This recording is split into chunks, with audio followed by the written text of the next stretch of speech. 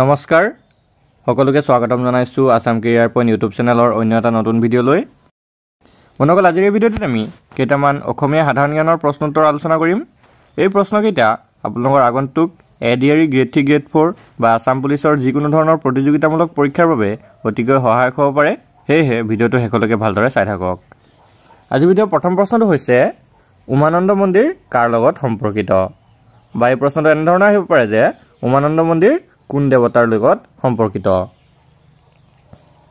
ইয়াৰ উত্তৰটো হ'ব অপচন এ শিৱ উমানন্দ মন্দিৰটো শিৱ দেৱতাৰ লগত সম্পৰ্কিত আহোম স্বৰ্গদেউ গদাধৰ সিংহই এই উমানন্দ মন্দিৰ নিৰ্মাণ কৰাইছিল ব্ৰহ্মপুত্ৰৰ বুকুত এই মন্দিৰটো ভগৱান শিৱৰ পূজা অৰ্চনা কৰা হয় তো মনত ৰাখি থব উমানন্দ মন্দিৰত ভগৱান শিৱ দেৱতাৰ পূজা অৰ্চনা কৰা হয়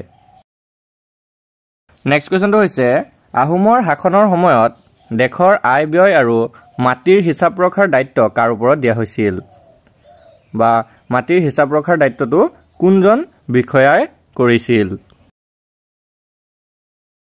ইয়াৰ শুদ্ধ উত্তৰটো অপচন বি কাকতিসকলৰ ওপৰত তো আহোমৰ শাসনৰ সময়ত দেশৰ যি আয় ব্যয় হৈছিল আৰু মাটিৰ হিচাপ ৰাখিছিল কোনে ৰাখিছিল কাকতিসকলে ৰাখিছিল নেক্সট কোৱেশ্চনটো হৈছে বৰফুকন পদত নিযুক্ত হোৱা আহোমৰ প্ৰথমগৰাকী সেনাপতি কোন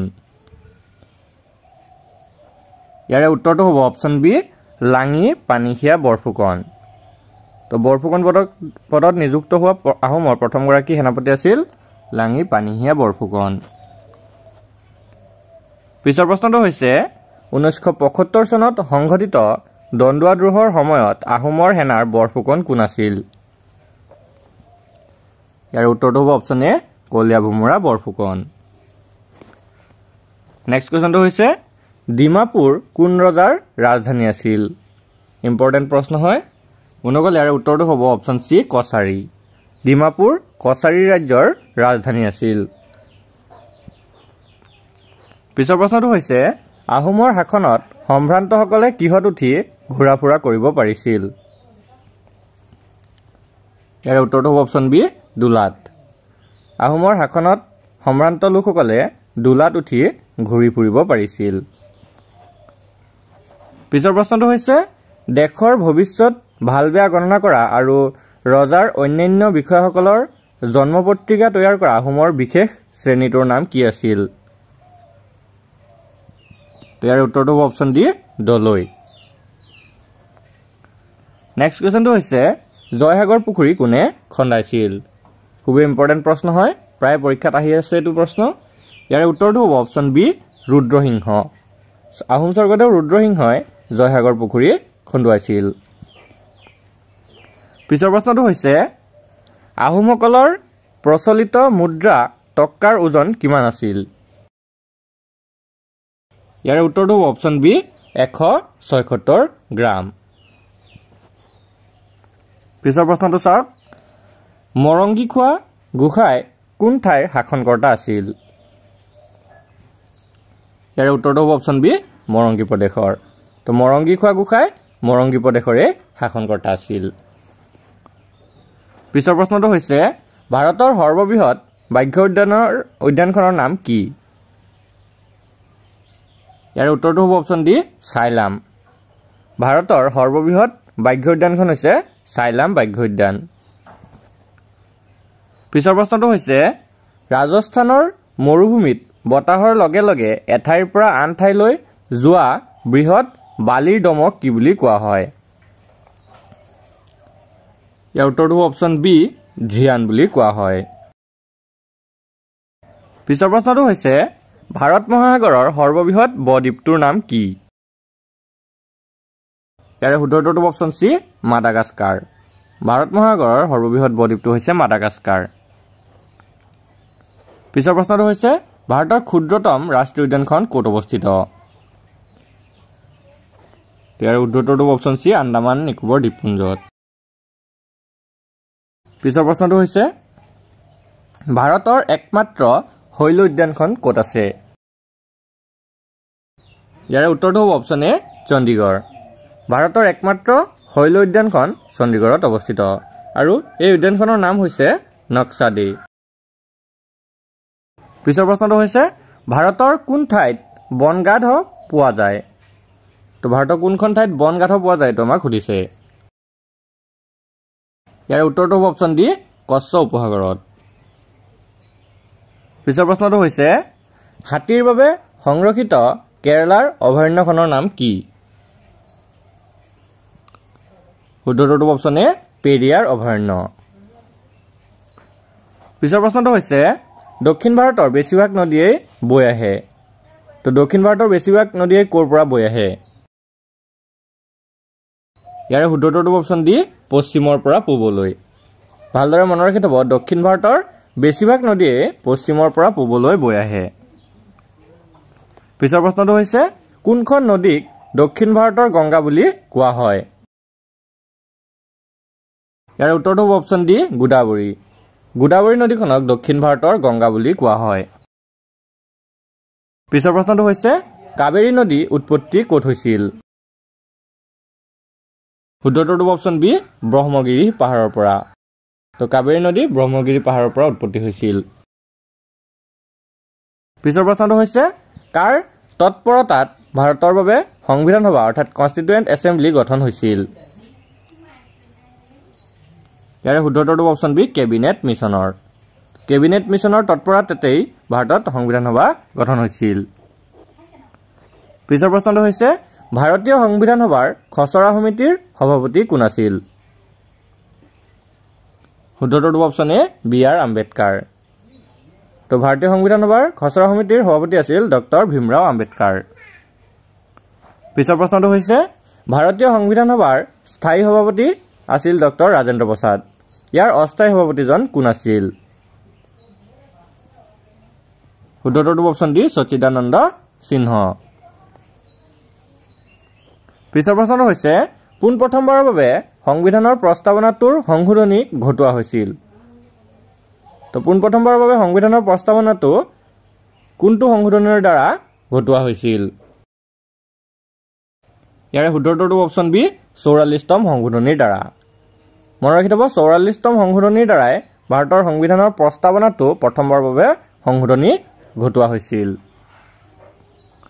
পিছৰ প্ৰশ্নটো হৈছে জৰুৰীকালীন সময়ত তলৰ কোন কেইটা শব্দ প্ৰস্তাৱনাত সোমাবলৈ প্ৰস্তাৱনাটো সংশোধন ঘটোৱা হৈছিল ইয়াৰ উত্তৰটো অপচন এ সমাজবাদী আৰু ধৰ্মনিৰপেক্ষ পিছৰ প্ৰশ্নটো হৈছে সামাজিক ন্যায় শব্দ দুটা সংবিধানৰ ক'ত অন্তৰ্ভুক্ত আছে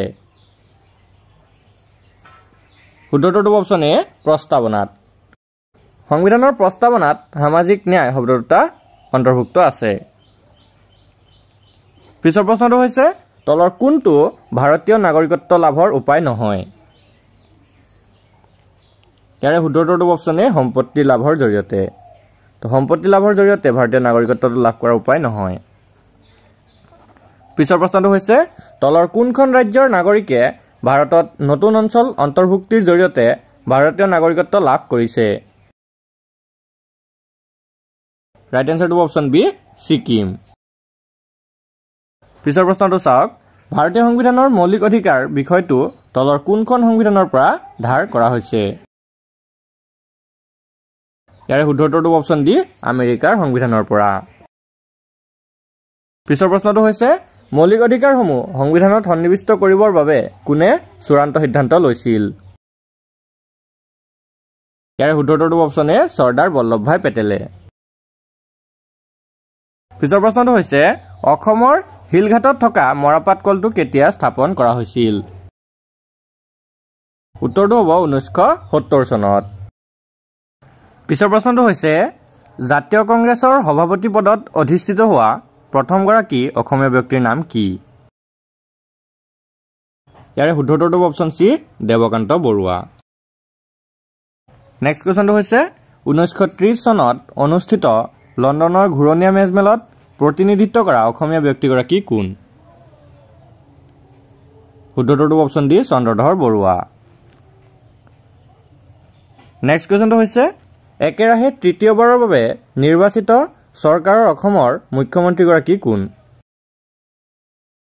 শুদ্ধটো অপচন সি তৰুণ গগৈ তো একেৰাহে তৃতীয়বাৰৰ বাবে অসম চৰকাৰৰ মুখ্যমন্ত্ৰী হিচাপে নিৰ্বাচিত হৈছিল তৰুণ গগৈ।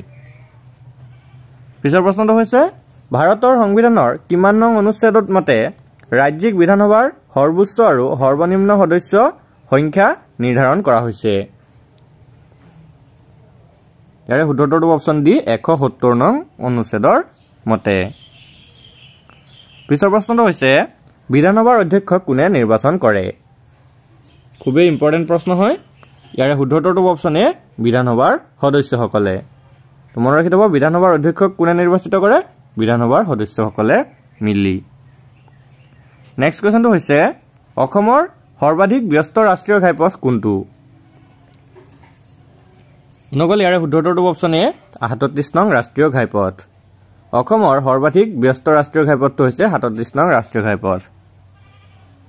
পিছৰ প্ৰশ্নটো হৈছে অসমৰ ইতিহাসত সৰ্বপ্ৰথম স্থাপন হোৱা ৰেলপথটো ক'ৰ পৰা ক'লৈকে স্থাপন কৰা হৈছিল?